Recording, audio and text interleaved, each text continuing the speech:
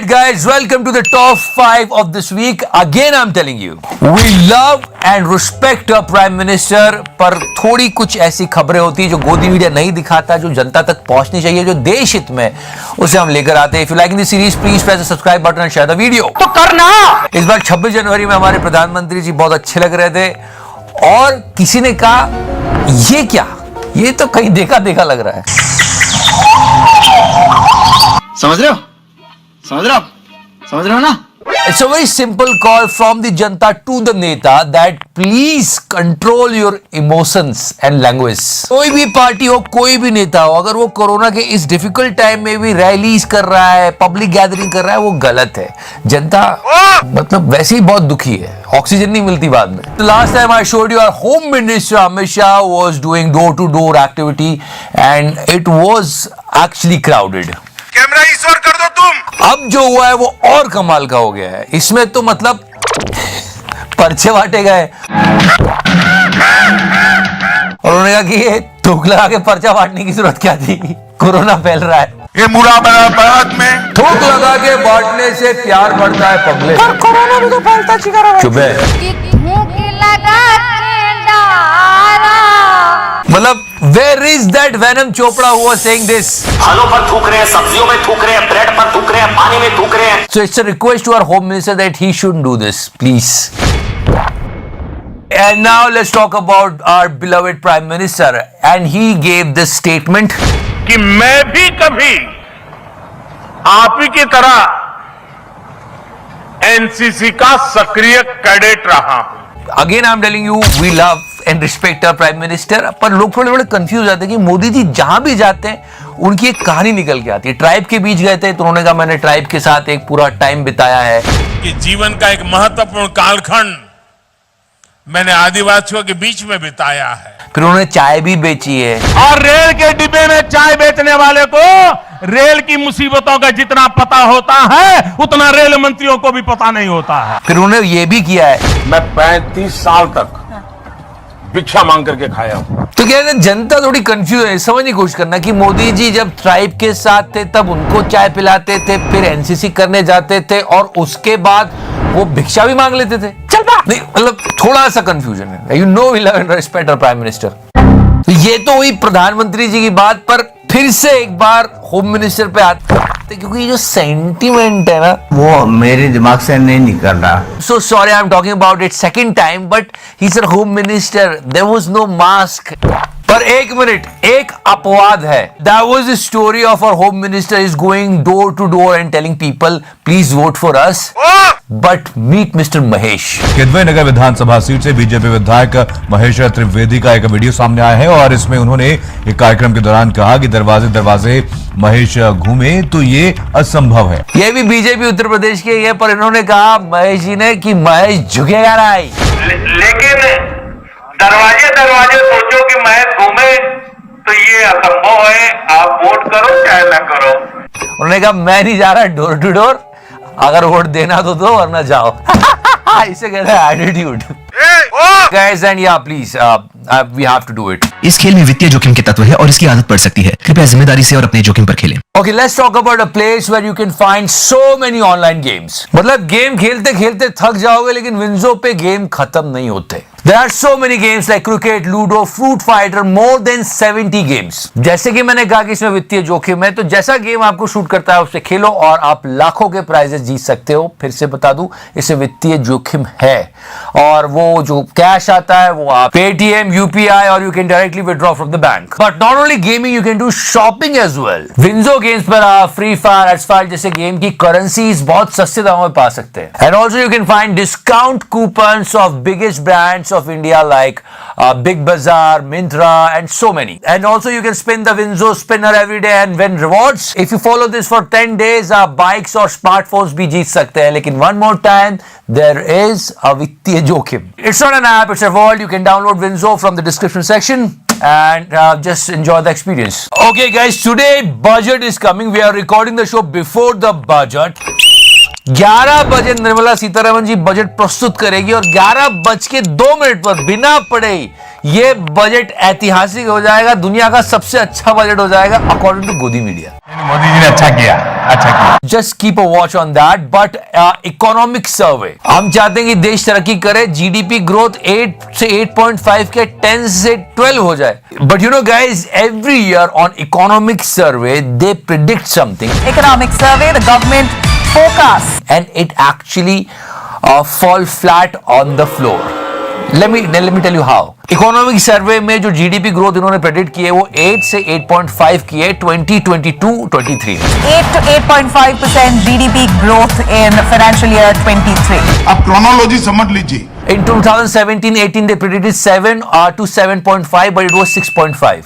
In 2018-2019 they predicted 7.0 but it was 4.0. 2019-20 में तो 6 से 6.3 ग्रोथ उन्होंने प्रेडिक्ट की थी पर वो -7.3 हो गई थी। तो ये प्रेडिक्ट करने में क्या है ना कि बहुत बड़ा फैक्टर वायरस का भी होता है, पर हमारी निर्मला सीतारमण जी हमको कुछ नहीं पता। But yeah, today budget is coming and let's hope and pray that the budget will suit everyone and we all get the benefit and everybody should enjoy like our dear Modi ji. Budget friendly वित्त मंत्री वाद कर हम असली।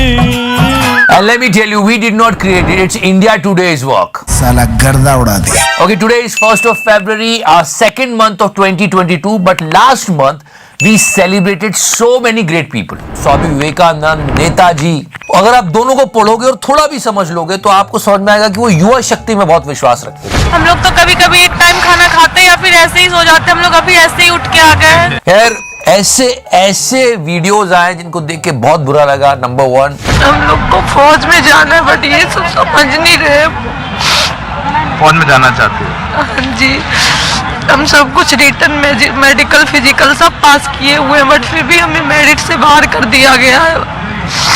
Number 2, बात आती है चुनाव कराने की या फिर बात आती है जब एग्जाम लेने की, तो एग्जाम में देरी पर चुनाव में देरी नहीं। Again, I'm telling you, burning public property is not a solution. They shouldn't do that. उपद्रव करना गलत है, सरकारी संपत्ति को जलाना गलत है, ये बात नहीं, इसे कोई एक्सेप्ट नहीं करेगा।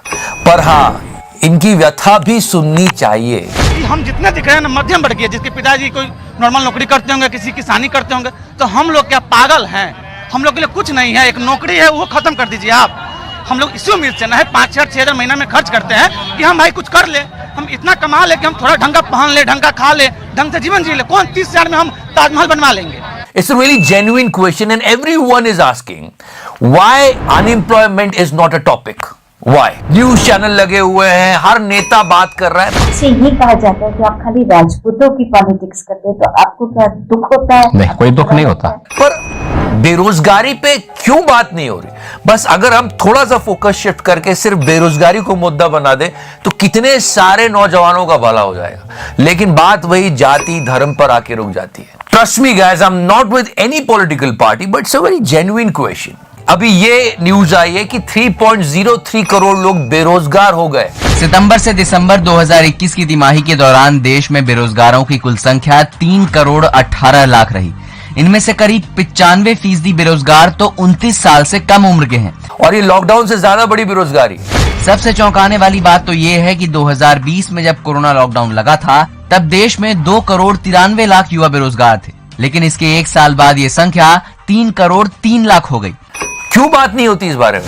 इनमें से 1 करोड़ 18 लाख से ज्यादा बेरोजगार ग्रेजुएट हैं। I'm not talking about one party. Every political party and every damn leader is discussing about their vote bank and और जाट वोट बैंक पर सभी की नजर है। caste and religion.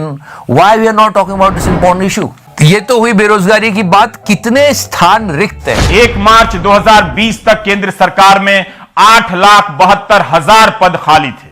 मंजूर पदों की संख्या 40 लाख से कुछ अधिक है, यानी 21% पद खाली हैं केंद्र सरकार में। रेलवे में 2,37,295 पद खाली हैं। मंजूर पदों की तुलना में 15% पद खाली हैं। कितने स्थान खाली पड़े ये भी सुन लीजिए। गृह मंत्रालय में, यह अमित शाह का मंत्रालय है, 1,28,842 पद खाली हैं, यहां भी 12% पद खाली हैं। साइंस और टेक्नोलॉजी विभाग में 66% पद खाली हैं। 12,444 पद हैं और 4,217 पर ही लोग काम कर रहे हैं। And no one is talking about this. Everyone is talking about caste, Hindu, Muslim, and that's it. प्रधानमंत्री कार्यालय में भी 26% पद खाली है, यह कार्मिक मंत्री जितेंद्र सिंह ने बताया है। जल संसाधन, नदी विकास, गंगा मंत्रालय में 4,557 पद खाली हैं। 42% पद खाली। मां गंगा के नाम पर भी युवाओं को नौकरी दे दी जाए कुछ हुजूर। नीति आयोग का हाल देखिए, यहां 32% पद खाली। ये मैंने पहले भी बताया कि जब भी कोई नेता आता है वो हमेशा बोलता है हम गरीबी दूर कर देंगे। गरीबी दूर करते करते देश की पॉलिटिकल पार्टी इतनी अमीर हो गई है कि पूछो मत। ये फकीरी है, पर लोगों की गरीबी दूर नहीं हो रही है और बढ़ती चली जा रही है। सरकार अपने सिस्टम को सुधार क्यों करती है कि जो आंदोलन हो सरकार को कमेटी बनानी पड़े, फिर विचार करना पड़े। तो आप उस समय ही नीट एंड क्लीन व्यवस्था क्यों नहीं लाते जब सिस्टम आपका है, प्रशासन आपका है, सब कुछ है। Again, I am saying this: political parties are so rich and students are poor. ये जो लोअर क्लास है सबसे, जो ट्रैक मेंटेनेंस का काम करेगा, जो स्टेशन पे जाकर के मतलब झंडी हिलाएगा, आप उसमें 2 एग्जाम, 1 दौड़, 1 मेडिकल, क्या चाहती है सरकार? I mean, so many heartbreaking stories. साधारण परिवार के हैं जहाँ 5,000-6,000 महीने का आता है, ये रूम रेंट देना पड़ता है, उसमें जीना है, खाना है, ढंग से आदमी पहन नहीं पाता है। इच्छाएं मार मार के पढ़ते रहता है कि चलो कुछ हो जाएगा तो जी लेंगे, सर्वाइव कर लेंगे। और उसमें गोदी मीडिया आग में घी डालने का काम कर देता कि यार इनको रेलवे में ही नौकरी क्यों चाहिए। अभी तिहाड़ी पे बात करेंगे अब। हमारे देश में भारतीय रेल को भी नौकरियां देने वाली एक मुर्गी बना दिया गया है। लेकिन ये बहुत अनफेयर हो रहा है। इन लोगों की व्यथा सुनकर सच में बहुत दुख होता है। You can vote whomsoever you want, unemployment, medical facilities, infrastructure, इन बातों को ध्यान में रख के वोट दीजिएगा please. So ya guys, one more time, the whole and sole purpose behind this video is that our country should progress. हमारी देश की जनता सही चीजों को पहचाने और सही व्यक्ति को चुने, देश आगे बढ़े, उससे हम सब भी आगे बढ़ेंगे। वंदे मातरम, जय हिंद, भारत माता की जय।